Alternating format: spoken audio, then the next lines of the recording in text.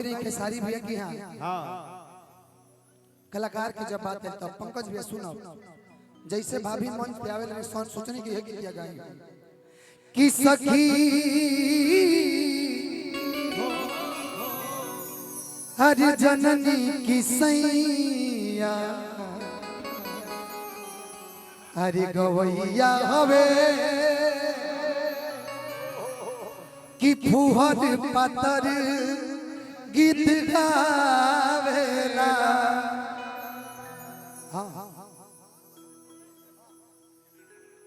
कि छने करे जमोदा अरे देखनी जब से कजल राघवानी के नचावेला हो फुहर पातर गीत गावे। अभी गौरी विवाद चलता अंजना सिंह जी वाला, लेकिन कि ना जाने कैसन उनकर सर्किल समाज बा, दारू पी के गावस कहस असही रिवाज बा।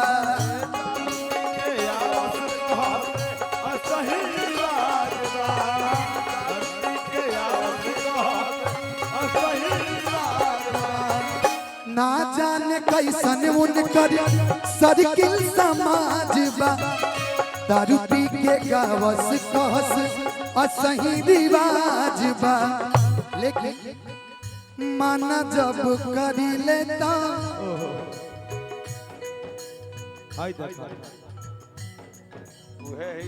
माना जब करी लेता कहले कि छोड़ दे तू भागत उ दिन याद कर आज भागत कि याद कर जहिया अरे कुमार रहलू कि पियावा से पहले हमार रहलू। Don't touch me. Touch my body. You're my body.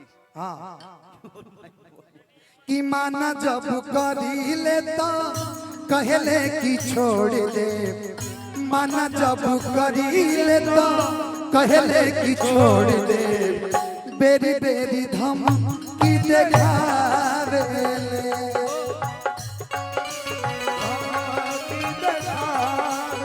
भिखारी भी कैसो कैसो जिया मोना रहे अच्छा छान के, कैसो कैसो जिया मोना रहे अच्छा छन के।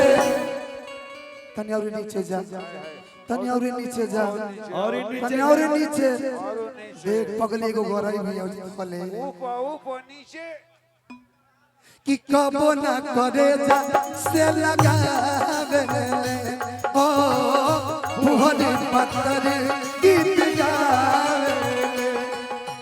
क्या करते थे साजना तुम हमसे दूर रह के, क्या करते थे साजना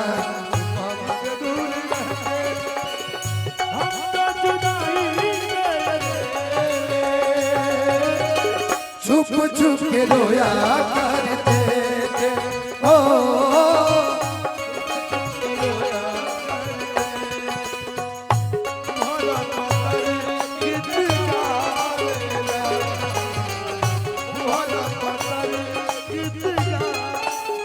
और अंकेश भैया के बड़ भाई पवन भैया की तरफ से ढेर सारा रुपया का आशीर्वाद, 2100 रुपया के पुरस्कार, दिल से अभिनंदन बा। लास्ट लाइन जौना बेरा दीपक भैया कैसेट गाई, पंकज भैया जौना बेरा कैसेट गाई वो बेरा की कहानी बताओ तनी।